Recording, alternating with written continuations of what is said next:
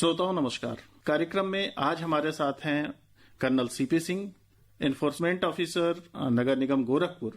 आपका एक लंबा कैरियर रहा है सेना में भी, और उसके बाद पिछले कुछ दिनों में खास करके कोविड पैंडेमिक के दौर में जो कोविड से इफेक्टेड लोगों की बॉडीज थी उनके अंतिम संस्कार में काफी महत्वपूर्ण भूमिका रही है। गोरखपुर शहर को स्वच्छ और सुरक्षित रखने में काफी लंबी भूमिका रही है। आज हम इनसे बात करेंगे स्वच्छ भारत अभियान के बारे में, जो हमारा वेस्ट मैनेजमेंट है उसके बारे में, और अपने शहर को स्वच्छ बनाने के बारे में, क्योंकि प्रधानमंत्री जी का भी सपना है, स्वच्छ भारत अभियान चल रहा है, सब कुछ स्वच्छ हो।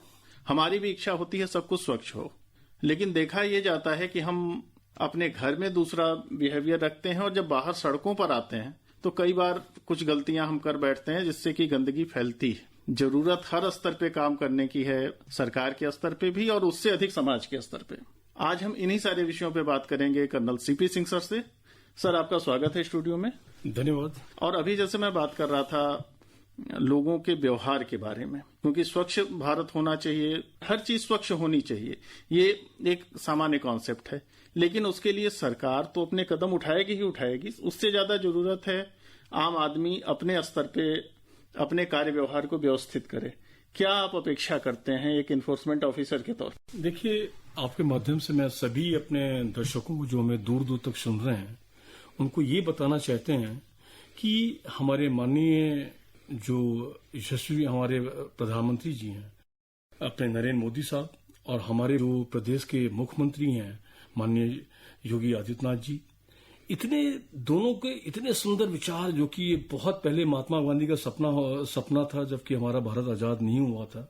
उसके बाद से दोनों हमारे प्रधानमंत्री जी और हमारे अपने मुख्यमंत्री जी, इन दोनों ने आगे से बढ़कर एक ऐसी जो चीजें इनको कभी बहुत चुभती होंगी कि जो कि हम फॉरेन कंट्रीज में जाते हैं, वहां जब देखते हैं कि उनका देश कितना अच्छा है, कितना प्रदूषण मुक्त है, कितना अच्छी चीजें हैं, वो चीज उनको वहां पे कभी देखी होंगी जब आप गए होंगे। आप दोनों हमारे जो प्रधानमंत्री जी और मुख्यमंत्री जी उन्होंने तुरंत यहाँ आके जब वो अपनी पावर में आए तो उनका ये पहला सपना था कि अपने पूरे देश को हम कैसे स्वच्छ रखें और कैसे प्रदूषण मुक्त रखें। उसी का एक ही एग्जाम्पल उन्होंने आते सबसे पहला किया है। उन्होंने शौचालय का निर्माण कराया, और जो कि बहुत अपेक्षित था। लोग ओपन में डेफिकेट करते थे, तमाम तरह की बीमारियों को जन्म देते थे। आते उन्होंने सबसे पहला काम किया जो स्वच्छ भारत अभियान के तहत कि उन्होंने पहले शौचालय बनाया। दूसरा, उन्होंने एक फौजियों पे विश्वास रखा, एक ऐसे पूरे नगर निगम में टीम बनाई फौजियों की कि उनको विश्वास था कि ये जो लोग हैं ये आगे आके, क्योंकि वो अपने फौज का जो स्वरूप अलग है और सिविल का स्वरूप अलग है, और दोनों में बड़ी विभिन्नता है। आप किसी भी कैंटोनमेंट में जाइए, वो उसी शहर के अंदर एक कैंटोनमेंट होता है, उसी शहर में पूरा अपना शहर होता है। कैंटोनमेंट शीशे की तरह साफ होता है, वहां हर चीज अनुशासन में होता है। तो वो चीजें उन्होंने वहां से निकाली और एक एनफोर्समेंट टीम का गठन किया, जिसका मैं यहाँ का मुखिया हूं, और मेरे नीचे उन्होंने टीम एक बनाई करीब 12 आदमी की। तो हम लोग जब से यहाँ पे आए इस शहर गोरखपुर में, तो हम लोग आते ही हम लोग का अभियान था, सबसे पहला काम था पॉलिथीन को बैन करना। दूसरा हमारा काम था एनक्रोचमेंट। तो ये 2-3 ऐसे विषय ज्वलंत विषय थे कि जहां पे सरकार ने सोचा कि एक एनफोर्समेंट टीम का गठन किया जाए और इनके माध्यम से काम कराएं। तो बहुत ज्यादा आपको हम इसको शॉर्ट में करेंगे कि जब से मैं यहाँ पे आया हूँ 2019 से आज हमें करीब 1.5 साल हो रहे हैं, हमने करीब 50 लाख रुपए की चालान किए हैं पॉलिथीन बैन के ऊपर। इसके बाद ऐसे ही हमने कम से कम हमारे शहर में 260-70 नाले हैं, उनमें आज की डेट में मैक्सिमम नालों पे जो अतिक्रमण है वो हट चुका है। कि जो किसी जमाने में इसमें इतना अतिक्रमण होता था कि मतलब आदमी जो सफाई इंस्पेक्टर्स थे हमारे, वो बिल्कुल बेसहाय अपने को महसूस करते थे, कोई सुनने वाला नहीं था। जहां जिसको भी वो एड्रेस करते थे वो उसको लड़ने को तैयार होता था, वो अपनी धौंस दिखाता था। तो माननीय मुख्यमंत्री अपने योगी आदित्यनाथ जी के राज में इतना बढ़िया प्रशासन चल रहा है कि किसी की हिम्मत नहीं पड़ती कि कोई आके किसी सरकारी मुलाजिम से वो लड़े। हाँ, थोड़ा बहुत होता है, बट जैसे हम लोग उसको समझाते हैं कि ये जो भी कार्य हो रहे हैं वो नगर निगम कर रही है या जो भी ऊपर से आदेश सरकार के आ रहे हैं, उसको हम लोग बहुत नीचे उनका हम आदेश ऊपर से हैं कि कैसे ग्राउंड में कैसे इंप्लीमेंट हो, और हम लोगों ने ये इंप्लीमेंट करके दिखाया है। बट कुछ चीजें अभी बहुत बाकी हैं, आगे जैसे विषय जो बाकी हैं। तो मैं चाहता हूं कि अगर अपने इस पूरे शहर को स्वच्छ रखना है तो सबसे पहला काम है अपनी आदतों में सुधार करना पड़ेगा और अपने शहर को अपना समझना पड़ेगा। जैसे अपने घर को हम साफ रखते हैं उसी तरह हमें एक हमारा राइट होना चाहिए कि मेरा जो शहर है वो जितने भी हमारे शहर हैं पूरे देश में वो नंबर 1 पे हो।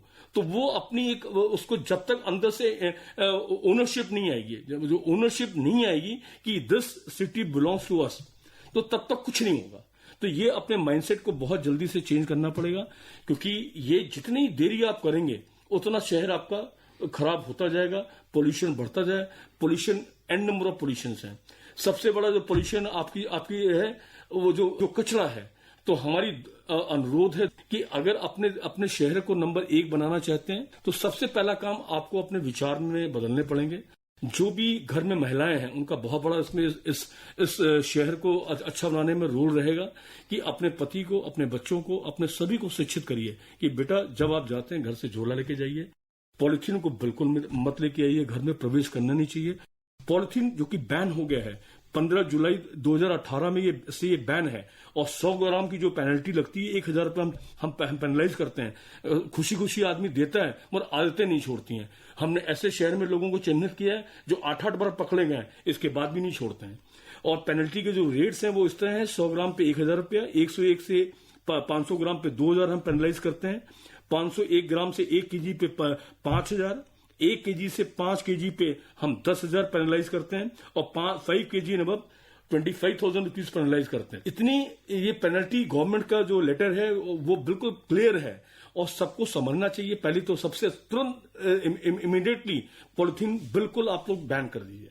मतलब आप खुद सोचें कि हम अपने शहर को, क्योंकि मैक्सिमम जो हमने भी नाले नाली बीच में साफ करवाए हैं उसमें अंबार से पॉलिथीन का है। एक हमारी गौशाला है 2 यहाँ पे, उनमें आए दिन जो गायें मरती हैं वही ये पॉलिथीन खाती हैं और मर जाती हैं। तो ये 2 चीजें तुरंत आपको अपने विचार में, जो घर की महिलाएं अपने बच्चों को, अपने पति को, अपने जो भी हैं वो महिलाओं को मैं अनुरोध करूंगा हाथ जोड़ के, क्योंकि वो जब तक नहीं चाहेंगी हम अपनी जो नारी शक्ति है हम उनसे हाथ जोड़ के प्रार्थना करेंगे कि आप अपने सभी को घरों के सदस्यों को बताएं कि घर से थैला लेके जाएं और आराम से, मतलब जो भी सामान लेके आते हैं कम वो अपने झोले में लेके। देखिए, एक तो जो शहर को साफ सुथरा रखने की बात है वो तो है ही है। पॉलीथीन वैसे भी स्वास्थ्य के लिए हानिकारक है। आप अगर कोई खाने पीने का सामान ला रहे हैं तो कहीं ना कहीं आप अपने आप के लिए भी नुकसान की चीजें लेकर के आ रहे हैं। तो बैन तो उसे होना ही चाहिए और एक जागरूकता आम आदमी के अंदर होनी चाहिए। और जो आपके प्रयास हैं, निसंदेह हमें भी लगता है कि थोड़ा समय हो सकता है लगे, लेकिन धीरे धीरे लोग जागरूक होंगे ही। एक और जो बड़ा सवाल खास करके आज आ गया है, ई कचरा जी, और नए युग की ये समस्या है, इसके लिए क्या आप लोग कुछ कर रहे हैं? ई कचरा, देखिए ई कचरा एक बहुत बड़ा विषय है, क्योंकि आए दिन हम लोग की जो अनवांटेड जो चीजें हैं, जैसे हमारे उसमें मोबाइल के इक्विपमेंट्स हैं, हमारे चार्जर्स हैं, मोबाइल्स हैं, लैपटॉप्स हैं और इसके ऐसी तमाम इलेक्ट्रॉनिक जो चीजें हैं, ये आजकल सब हम लोग खरीद रहे हैं। ये चीजें 1 या 2 साल चलती हैं, इसके बाद खराब हो जाती हैं और वो हमारे यहाँ डंप हो रही हैं।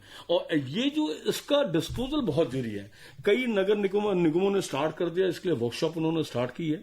यहाँ भी मैं अपने नगर आयुक्त साहब से अनुरोध करूंगा, उनको सुझाव दूंगा कि यहाँ भी ऐसी एक कोई मॉडल हम लोग वर्कशॉप बनाएं कि जहां पे जितना भी है कि उसमें रोजगार भी हम दे सकते हैं लोगों को, कि वो इकट्ठा करें, जो काम की चीजें वो हो जाए। और बाकी इसको बिल्कुल जो सही तरीका है डिस्पोजल का तरीका ये नहीं कि उठा के कचरे में आपने फेंक दिया, वो तो बड़ा हार्मफुल है, वो या इसको जला दिया।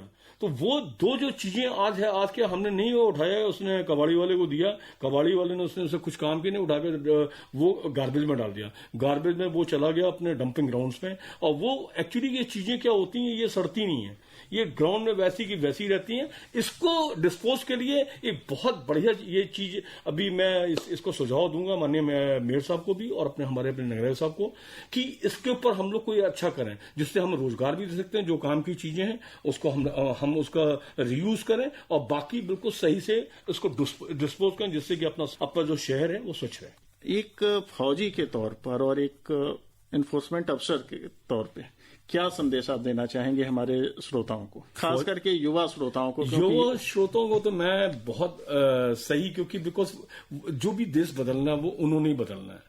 पुराने लोग धीमे धीमे लुप्त के कगार पे हैं। जो जैसे मेरी इस समय 62 साल उम्र है, हमसे जो बड़े बुजुर्ग हैं 60-70, वो मुश्किल से हम लोग का लाइफ का स्पैन अभी 10-20 साल भगवान के आशीर्वाद से हम लोग जी सकते हैं। बट जो हमने अपने फोर फादर से सीखा था, तो हम चाहते हैं कि वो हम पास ऑन करें अपने यंग जनरेशन को। यंग जनरेशन जो है हमारी, ये अगर जिस दिन ठान लेगी कि मेरे को अपने शहर को, वो कब आएगा? ओइंग, अपना बिलोंगनेस, और जैसे ही अपनापन आया कि हमारा अपना शहर है, आओ मिलकर इस शहर को हम अच्छा से अच्छा बनाएं, वो माध्यम स्कूल से स्टार्ट हो सकता है। टीचर्स का बहुत बड़ा रोल उसमें है। टीचर्स अपने बच्चों को मोटिवेट करें, माँ बाप अपने बच्चों को मोटिवेट करें। मैं आप सबसे अनुरोध करना चाहता हूं कि आप 4 चीजें कर दीजिए। एक तो आपका जो एटिकेट्स है, पब्लिक प्लेस पे जो एटिकेट्स है, वो नंबर 1 दर्जे का होना चाहिए। जैसे फौज चलती है, वो अनुशासन में चलती है, उसी तरह अनुशासन में आप लोग भी रहिए। आप लोग क्या करते हैं, घर से निकले नहीं, गाड़ी में बैठे हॉर्न बजाना स्टार्ट, पोल्यूशन एक तरफ हो गया, हेलमेट नहीं लगाएंगे दूसरा हो गया, तीसरा इतनी रैश ड्राइविंग करेंगे वो तीसरा हो गया, जो यूथ करता है। इसके बाद जहां भी है आप अपने खाया वहीं उठा के फेंक दिया। बसेस में मैं आए दिन देखता रहता हूं, ऊपर से चिप्स का पैकेट खाया और खिड़की से धीमे से नीचे फेंक दिया, पूरी सड़क गंदी कर दिया। इसके बाद और क्या होता है कि आपने पान खाया, पान की पीछे मारी, आपको ये नहीं समझ में आता कि हमारे पीछे भी कोई यात्री आ रहा है या कोई दूसरा अपना गाड़ी, उसके पीक पड़ जाएगी। ये 2-4 चीजें जो मैंने देखी हैं बहुत खराब है। आप कोरोना का काल है, आप लोग मास्क लगाइए, आप लोग बिल्कुल तरीके से रहिए, और जितने यूथ से मैं रिक्वेस्ट करूंगा, आप लोग टोको। आप लोग ये जब टोकोगे ना, जैसे कोई आप बोलेंगे रेडी वाला है वो पॉलिथीन बेच रहा है, वो आपका भी उतना ही हक है जितना मेरा एक एनफोर्समेंट ऑफिसर का हक है। आप उनको बोलो, आप उनको कह सकते हैं कि मैं एनफोर्समेंट टीम नगर निगम को बताऊंगा, आपको चालान कराऊंगा, आप इसको बंद करिए। तो ऐसी चीजें जब तक यूथ टोकेगा नहीं, आप वैसे तो आप लोग राइट के लिए लड़ते, उसी तरह शहर है, शहर साफ रहेगा तो इतना बीमारियां कम होंगी और आपका नाम होगा देश विदेश हर जगह कि मेरा शहर गोरखपुर नंबर 1 पे है। आइए हम कंपेयर करते हैं, तो ये कंपटीशन वाली भावना हो जाए कि हम अपने शहर को कैसे नंबर 1 पे ले जाना चाहते हैं। तो वो जब आएगा जिस दिन आप अपना समझेंगे, तो मैं यूथ से यही अनुरोध करूंगा कि 4-5 चीजें बिल्कुल इमीडिएटली आप लोग बंद कर दीजिए। नंबर 1, जो आप घर से जैसे निकलते हैं, जो मैंने चीजें पहले बताई थी, उसको उस पर लगाम लगाइए।